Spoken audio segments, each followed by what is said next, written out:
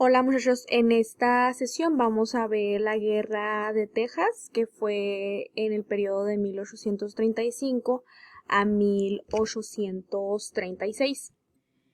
Y bien, la independencia de Texas, también conocida como Revolución de Texas, fue un conflicto político y militar ocurrido en México entre el 2 de octubre de 1835 y finalizando el 21 de abril de 1836. Hasta dicho proceso de independencia, la provincia de Texas pertenecía a México. Esta se encontraba en el norte del país y limitaba a través de un gran desierto con el sur de los Estados Unidos. Y el conflicto estalló después de una década de problemas entre el gobierno mexicano y una creciente población de estadounidenses. Los tejanos ganaron la guerra y obligaron a México a firmar el Tratado de Velasco, por medio del cual reconoció la separación de Texas y la formación de la independiente República de Texas, que existió hasta 1845, cuando fue anexada a los Estados Unidos. Y bien, pues vamos a ver las causas y las consecuencias que trajo esta independencia o esta revolución nombrada de Texas. Y entre las principales causas de la independencia de Texas podemos destacar las siguientes. Durante el periodo colonial, los españoles permitieron que Texas fuera habitado por estadounidenses.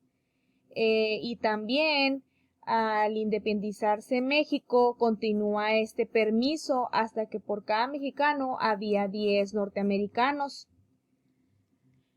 Y también, debido a la grave crisis económica que atravesaba Estados Unidos, se había desarrollado un proyecto para que 300 familias se asentaran en el territorio tejano, con el fin de producir y contribuir con la colonia. Las contradictorias políticas sobre la esclavitud en México, donde la misma estaba prohibida, pero a su vez era el motor de los grandes hacendados de Texas. Y pues, ¿qué fue lo que desarrolló esta terrible guerra? Bueno, en diciembre de 1835 inicia la guerra. En marzo de 1836 los tejanos proclamaron su independencia de México. Santa Ana toma militarmente los principales sitios de residencia de los colonos estadounidenses. Y 2 meses después, en abril de 1836, el ejército mexicano es derrotado y Santa Ana es tomado prisionero. Las consecuencias de todo esto es que para salvar su vida, Santa Ana firma el Tratado de Velasco en mayo de 1836, con el que obliga a que México reconozca la independencia de Texas. Y sus antecedentes eran que antes de la guerra la provincia de Texas pertenecía al estado mexicano de Coahuila y Texas, el cual estaba escasamente poblado. Debido a lo anterior, desde 1819 se inició un proceso de asesoramiento de colonos estadounidenses en Texas, gracias a un proyecto diseñado por el banquero Moses Austin. Esto contó con la aprobación del Virreinato de Nueva España, que a través de esto buscaban que incrementara la población.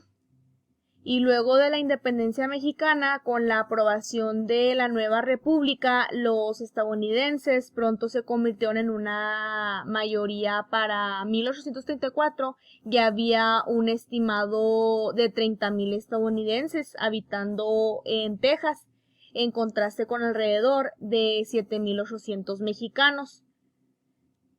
Y por otra parte, desde que México alcanzó su independencia en 1821, existieron constantes conflictos por el poder.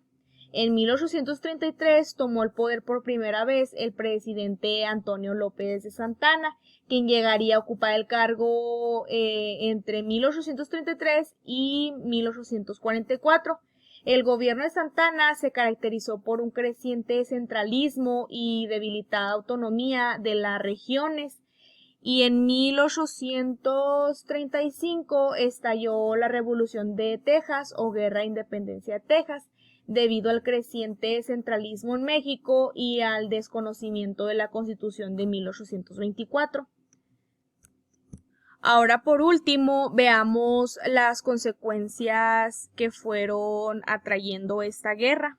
Y entre las principales consecuencias se encuentra que México no reconoció a Texas como estado independiente, sino que por el contrario lo declaró en rebeldía.